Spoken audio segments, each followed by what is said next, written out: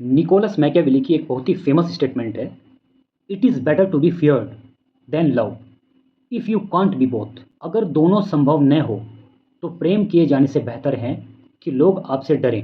और ये वाक्य क्या कह रहा है, मतलब पहली नज़र में कठोर लगता है, मतलब थोड़ा सा ये जो वाक्य कहा गया है निकोलस मैकियावेली के द्वारा, सुनने में थोड़ा सा ना ये ऐसा लगता है कि बहुत ही कठोर शब्द है, लेकिन मैकियावेली इसे सत्ता, नेतृत्व और मानव स्वभाव के संदर्भ में कैसे समझाता है, चलिए इसको समझते हैं। इसका असली मतलब क्या है। मैकियावेली कहता है कि आदर्श स्थिति यह है कि नेता प्यार भी पाए और सम्मान, भय भी पैदा करे, लेकिन अगर दोनों में से एक चुनना पड़े तो डर ज़्यादा स्थायी और भरोसेमंद साधन है।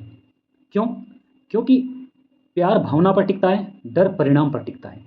मतलब इसका मतलब क्या हो गया, लोग आपको प्यार करते हैं जब तक आप उनके हित में हैं, लेकिन लोग आपसे डरते हैं तो वे सीमाएं पार करने से बचते हैं। मानव स्वभाव पर उनका तर्क क्या है, मानव के स्वभाव पर उन्होंने तर्क क्या दिया है, उसके बारे में हम देखते हैं। मैकियावेली का मानना था कि लोग अक्सर क्या होते हैं, स्वार्थी होते हैं, परिस्थिति देखकर बदल जाते हैं, लाभ मिलने तक वफादार रहते हैं, संकट में साथ छोड़ सकते हैं, इसलिए सिर्फ प्रेम पर आधारित सत्ता कमजोर हो सकती है। उनके अनुसार प्यार स्वेच्छा से मिलता है, डर दंड के भय से काम करता है, और संकट के समय लोग भावना से ज़्यादा सुरक्षा देखते हैं।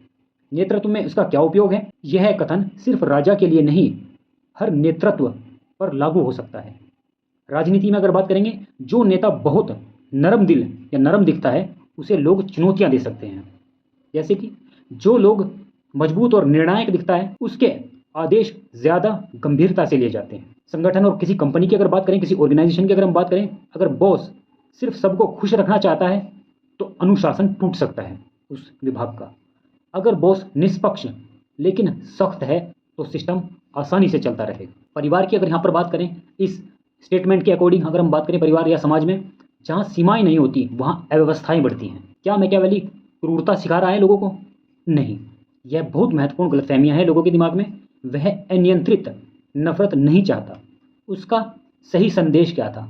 डर पैदा करो लेकिन नफरत मत पैदा करो, यानी कानून लागू करो, अनुशासन रखो, दंड की संभावनाएं रहें, पर अन्याय, अपमान, टूट या अत्याचार मत करो।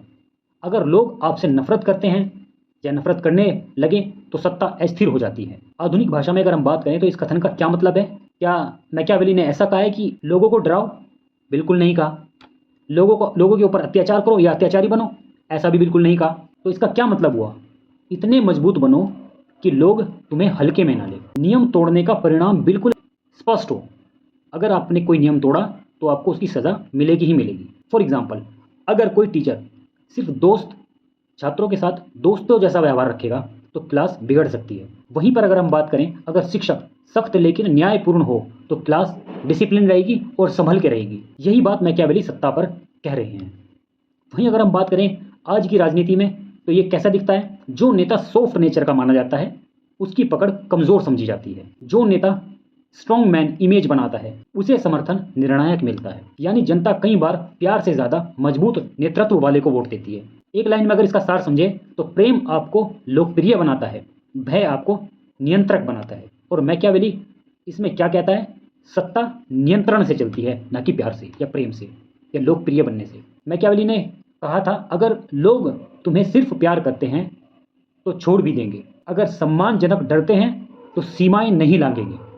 तो ये स्टेटमेंट का एक्चुअल मतलब है, इसको समझने का प्रयास कीजिएगा। और आज की परिस्थितियों से ऐसा कौन सा पॉलिटिशियन है जो इस स्टेटमेंट से मेल खाता है, जो जनता का सबसे लोकप्रिय है, अभी जो पसंदीदा है? क्या वो सत्ता में टिक पाया है या आगे चल के टिक पाएगा? बाकी आपको खुद सोचना है ऐसा। Thanks for watching.